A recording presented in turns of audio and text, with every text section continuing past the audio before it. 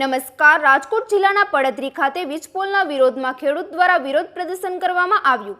ખેડૂત હિત રક્ષક સમિતિના નેતૃત્વ હેઠળ ખેડૂતો પ્રતિક ઉપવાસ પર બેઠા છે.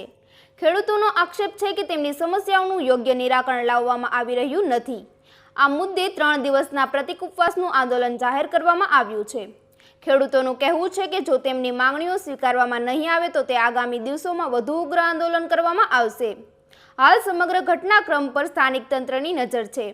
વધુ સમાચાર માટે જોડાયેલા રહો આરપી ગુજરાત ન્યૂઝ રાજકોટ. મહિપાલસિંહ જાડેજા.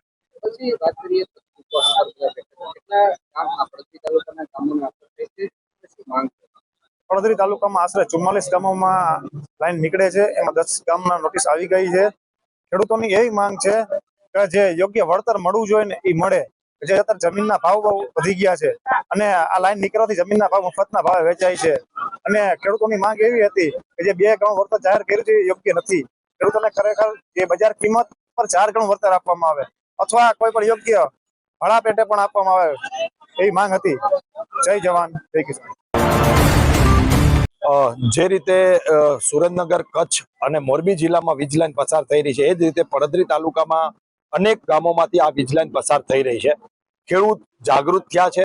ખેડૂતોએ પોતાની માંગ માટે, ન્યાય માટે આજે પડધરી તાલુકામાં 17, 18, 19 આમ 3 દિવસ સુધી આ જ જગ્યા ઉપર પ્રતિક ઉપવાસનું એક કાર્યક્રમ આપ્યો છે સરકારને ઢંઢોળવા માટે. ખેડૂતોની જે માંગ છે કે 4 ગણું વળતર જે કેન્દ્ર સરકારનો કાયદો છે એ પ્રમાણે જમીનની બજાર કિંમતના 4 ગણા કરી આપવામાં આવે. જે પરિપત્ર કરવામાં હમણાં સરકારે કર્યો છે એ નામંજૂર છે અને આગામી કાર્યક્રમો ગાંધી ચિંધ્યા માર્ગે આ રીતે દરેક જિલ્લામાં થવાના છે. જ્યાં જ્યાં વીજ લાઈનો નીકળી રહી છે ત્યાં ખેડૂતો પોતાની માંગ મજબૂત કરવાના છે અને આવતા દિવસોમાં આંદોલન વધુ મજબૂત થશે એવું ખેડૂતો નો સૂર છે. મારું નામ રસિકભાઈ પાદરિયા છે. અમારે પડધરી તાલુકામાં ધુમડા ગામ આવે છે. જ્યારે અમારા ગામની અંદર આજે 60 ખેડૂતોને નોટિસ આવેલી છે. પોલની, તારની નોટિસો આવેલી છે. એમ તો બધી થઈને 150 નોટિસો આવેલી છે. અને જ્યારે આ લોકોએ કંપની વાળાએ સર્વે કર્યું છે કે આ તે કઈ કર્યું છે ત્યારે કોઈ ખેડૂતને કે કોઈને પંચાયતને કોઈને જાણ કરેલી નથી. જાણ બહાર સર્વે કરેલું છે.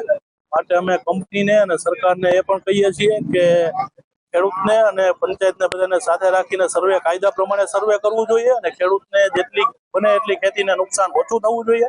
બાકી રહી વાત વળતરની, તો વળતરના પ્રશ્ને ખેડૂત દુઃખી છે અને ખેડૂતને કઈક પ્રોબ્લેમ છે.